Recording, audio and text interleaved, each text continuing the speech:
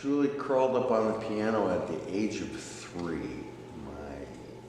My mom came from a very musical family, though she couldn't carry a tune in a dump truck with me driving. She wanted a piano in the house for when her brothers and sisters came to visit, so my dad made sure there was a piano there. My older sister, who was 3 years older than I, started taking piano lessons at about 6 or 7. So I heard it happening. I just had been walking by it and toddling past it up to that point, and I was 3 years old. I crawled up on the bench and had at it. I've been playing by ear ever since. Took many years of lessons and frustrated a lot of piano teachers along the way. But I have more bad habits than skills, but there it is. Started out doing obviously the basic stuff that everybody has, so I learned a little bit of music theory, but I learned more music theory in school, and that kind of irritated my first couple of teachers. And then it was decided that I should try to learn the classics, and so I started out with Chopin and Mozart and things like that. I was probably about 7 at that point.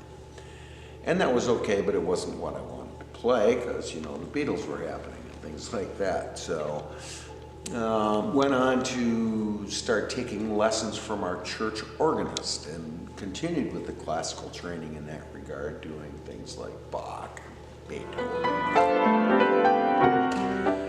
all the classic organ pieces, as it were, for the church, and played the organ at church more times than they probably wanted to see me on Sunday mornings, but that's where that was. And I got into my first rock and roll band, as it were, at the ripe old age of 13, and much to Dad's displeasure, he thought it was going to be a good idea to give me a creative outlook, and it basically seemed to be the only thing I wanted to do at that point. So here I am 50 years later, and yada yada.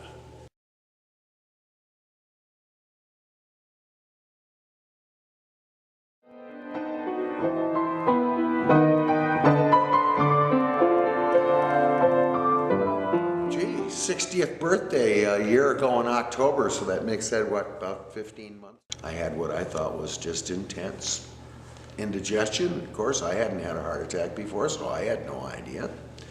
So I sent my roommate down to the store to grab me some Tums and Rolaids, and it was not. Anyway, where was I? Okay, so my roommate goes down and grabs me some Tums and Rolaids and gets back to the house, and he basically told me I look like hell. And I says, oh really? And I got up and climbed the stairs and went to the bathroom, and I says, oh yeah, I actually do look like hell. Maybe we should go to the hospital. Next thing I knew, I was on a helicopter on my way to Grand Rapids. So I flew from Petoskey to Grand Rapids, and had, after it was all done, I had my aorta exploded, and I had a 7% chance of being able to do this with you here today. So that's how that went. Every day is a treat. Every day above the dirt is a blessing, and I find the greatest blessings in the smallest little things that sometimes we all take for granted. And happy to be here and count every day above the dirt as a gift, and there it is.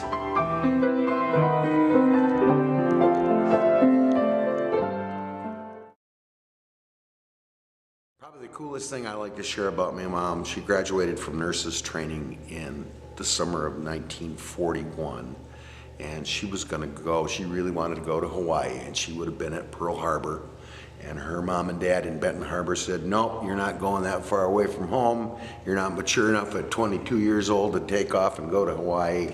And by the grace of God, had she gone to Hawaii, she'd have been at Pearl when they attacked. So here I am. Oh my, hell on wheels, just before I got in the Boy Scouts, which Dad thought would probably be a good idea to straighten me out. The fruit farms in the neighborhood and helping bale hay for the farmers behind us. We were surrounded by farms. Wasn't a farmer myself, but that was how I made my living. Dad basically said if I wanted that new ball glove or that new bike or whatever it was, that I was gonna earn the money for it. So my summer jobs were, it was a lot of farming, and we had some time to do a little fishing in there too, but At 10 years old, I was pretty well on my way to being the charming individual that I am right now.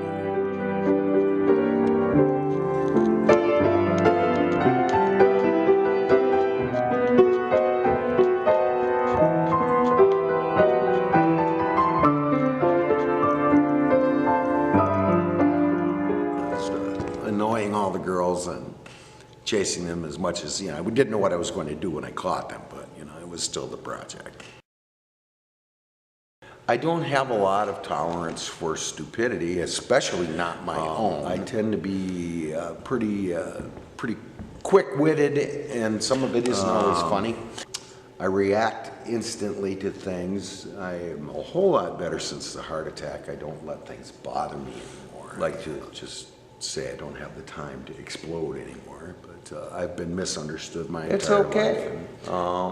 I just want things to be right, and I want them to be cool, and I want them to be as good as they can be, and frustrate myself and a lot of other people because I think they should give as deeply and as greatly and as ridiculously long hours as I do, and they don't, and so I get short, and of course, there's never any alcohol involved. That's been an inspiration to my attitude, and disrespect bothers me.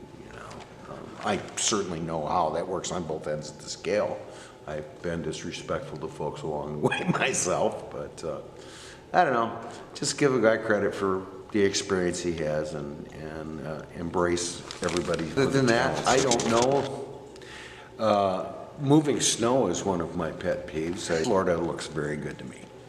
I get told how I'm viewed a lot of times. That gives me probably greater insight than anything else. There's people that understand that I'm wired considerably differently than most, and I don't know that I necessarily am any more demanding than most. I just have a different way of expressing it. I don't hold back. But I'm one of those guys that tends to blow and go. I don't keep things in. I don't carry grudges. I got a memory like an elephant, but I just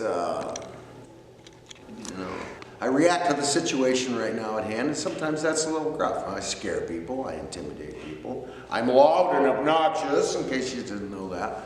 But I'm really a good person right down to the core, and I've got a big heart. And that's why my heart gets broken sometimes, because I stick it right out there and let people have it. I wear my feelings on my sleeve.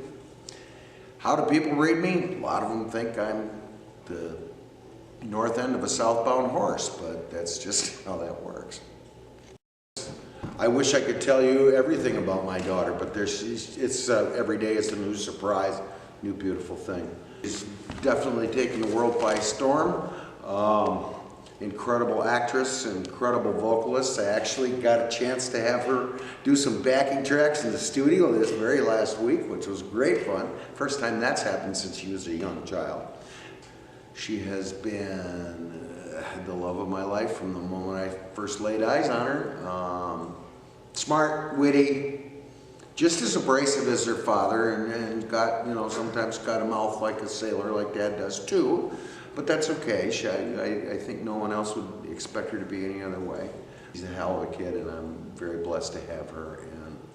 And without sending it too far off, I think the world is blessed to have her taking up space. It's a pretty good thing. She's going to make a difference.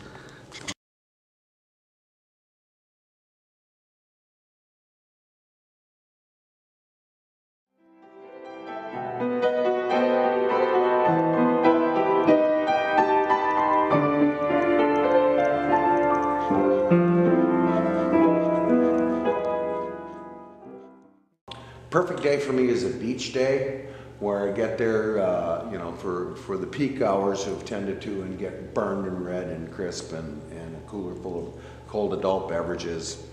Somewhere considerably warmer, though Ludington Beach doesn't exactly suck, but I'm tending to be more Florida and the Caribbean do it for me, or Mexico. And then second in line, believe it or not, would be doing a music festival somewhere. That's a perfect day, even though it comes with its own set of challenges.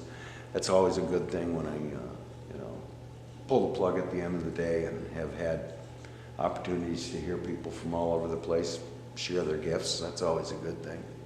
And combine music and going to the beach, well, I'm on top of it. That would be awesome.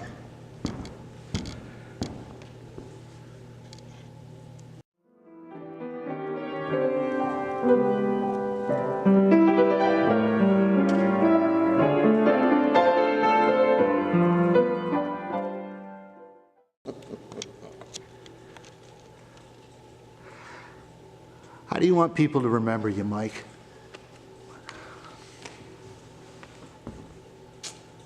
You're gonna make me cry without Ned. That they will remember me is what I want. That's all. I hope they remember the good things more than the pain in the ass I've been.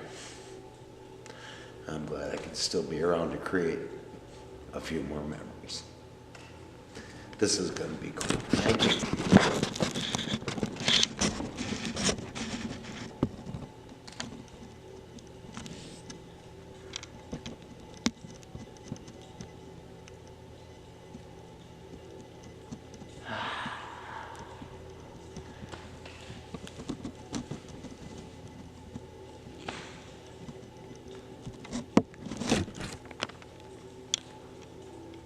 Are you still rolling over there?